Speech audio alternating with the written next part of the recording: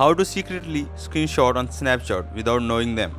So this is the topic we are going to talk about today. Make sure to subscribe to the channel. This helps a lot. So without any further ado, let's move into the video.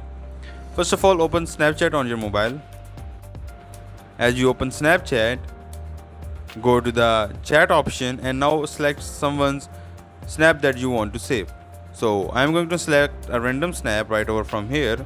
As I have selected the snap, if you are using an Android mobile or an iOS mobile, you will have an option on the right side or the left side. There will be a panel. You can slide off the panel like this, and there you will have an option of rectangle, oval, animation and pin to screen. So select the rectangle option.